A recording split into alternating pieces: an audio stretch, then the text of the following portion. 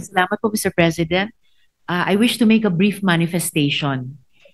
In a hearing conducted by the Senate Committee on National Defense a few weeks ago, Senate President Pro Tempore Ping Lacson confirmed what we had suspected all along, that there is now widespread evidence of Chinese sleeper cells in the country.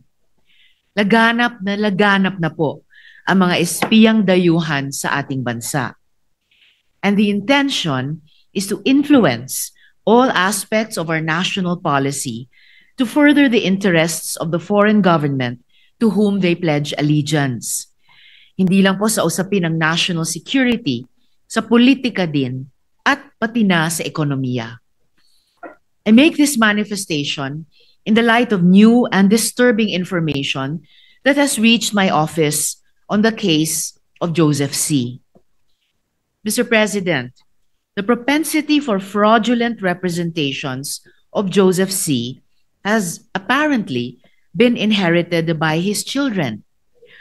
Ang panlilinlang ay hindi tumigil sa kanyang sarili. Pati ang kanyang anak ay may dalawang pagkakakilanlan, dalawang citizenship, at dalawang passport. Tignan na lang po natin ang kanyang anak na si Johnson Kai Chen na may dalawang passport. Tignan niyo po ito. May valid Chinese passport hanggang 2031 sa pangalan na Johnson Kai Chen at may valid Filipino passport hanggang 2030 sa pangalan na Johnson Chua Si. Dagdag pa, ang mga kasinungalingan niya sa kanyang nationality ay lumitaw rin sa mga dokumento ng kanyang anak. Tignan naman po natin ng side-by-side ang kanyang birth certificates.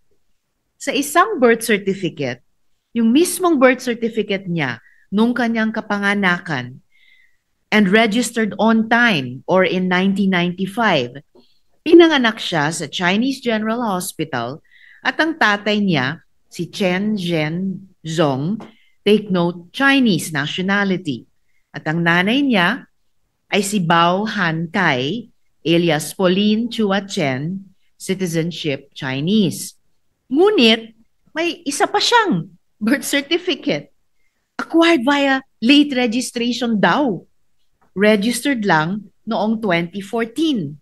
At ang kanyang tatay dito ay si Joseph Kue Si, Filipino citizen, at ang nanay ay si Pauline Kai Chua, Chinese citizen. Sa makatuwid, Johnson Kai Chen or Johnson C has two passports, isang Chinese at isang Filipino, and two birth certificates. Aba, dinaig pa niya si Alice Guo. Kagaya ng sinabi ko po dati, hindi po pwede sa China ang dual citizenship. Hindi ka pwedeng Filipino citizen tapos retained mo pa rin ang Chinese citizenship mo. Alice Guo did not have two simultaneous active passports. Joseph C. does not, to the best of my knowledge, have two simultaneous active passports. Pero si Johnson mayroon. Bakit? Paano?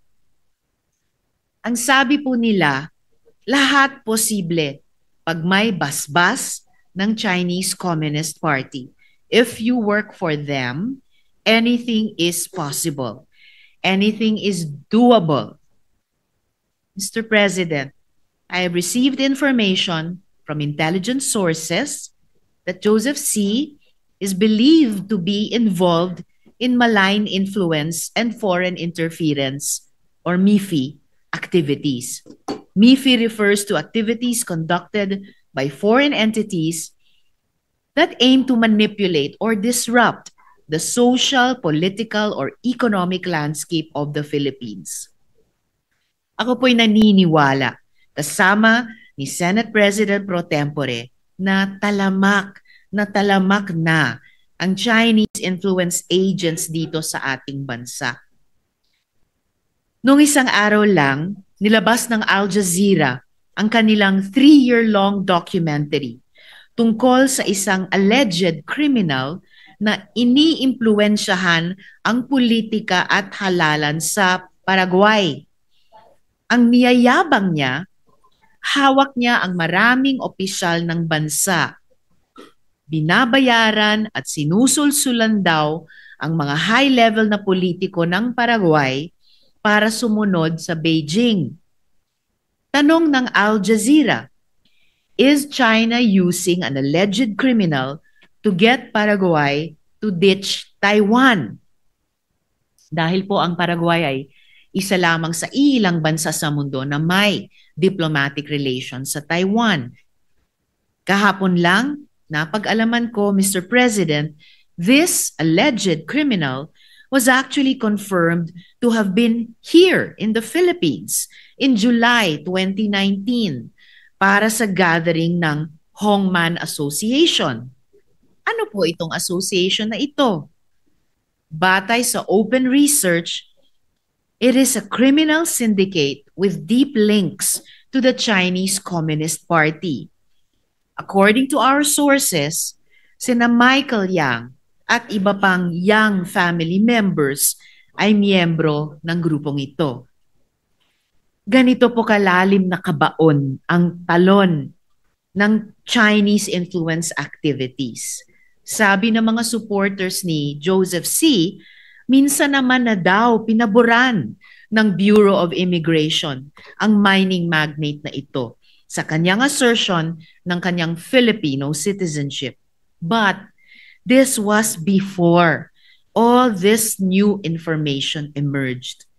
The state should always, in the exercise of its sovereign powers, be able to assail someone with fraudulent citizenship, lalo na kung ito'y kanyang kinubli ng mahabang panahon. Salamat po, Mr. President. Majority Leader.